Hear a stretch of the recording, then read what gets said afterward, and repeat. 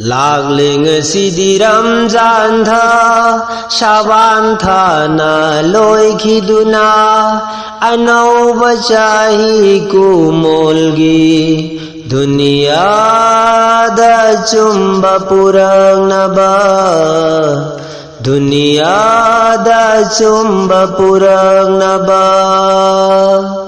Lagling sidi Ramzan tha ja Shaban tha na loi khiduna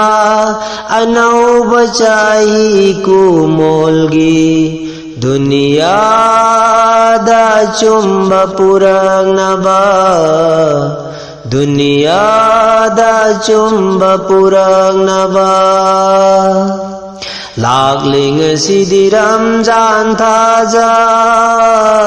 Lagling sidi Ramzan tha ja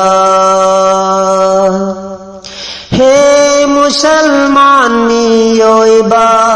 Ramzan thagi rozabo Harau harau no cheshiko Hangani ko aral khubam di Hey Musalman miyoiba Ramzan thagi rozabo Harau harau no cheshiko Hangani ko aral khubam di Lagling sidi Ramzan tha Shaban tha ja loi khiduna Anauba chahi kumolgi Duniya da chumba purang naba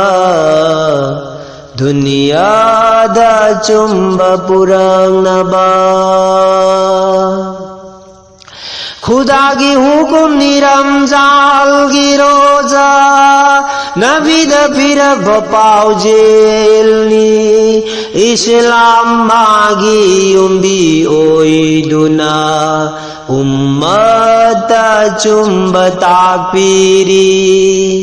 Ummata chumba takpiri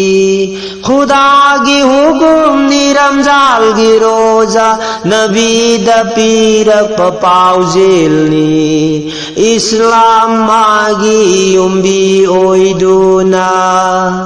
Ummata chumba takpiri Ummata chumba takpiri Ummata chumba takpiri Lagling sidi Ramzan tha ja Shaban tha ja loi khiduna Anauba chahi kumolgi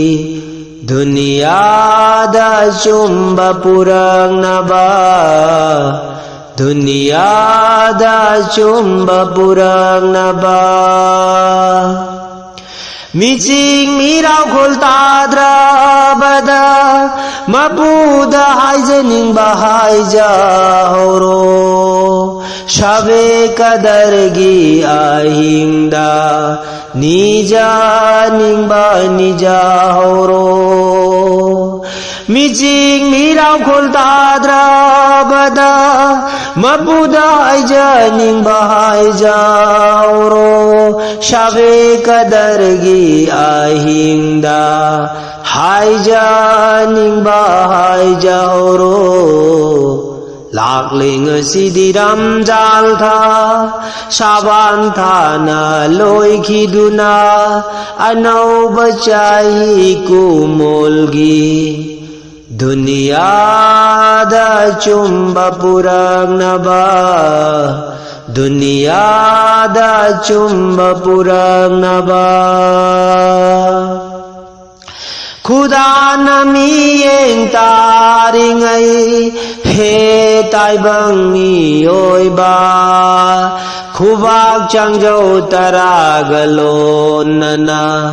Thamoi singna nijau rasi Khuda nami yeng taringai He taibang miyoiba Khubak changjau taragalon nana Thamoi singna nijau si Thamoi sengna nijahorasi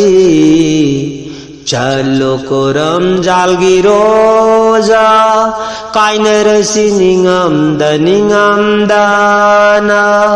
Aikhoi girashul nung shibada Salam taurai tambiyo Salam taurai tambiyo Salam taurai tambiyo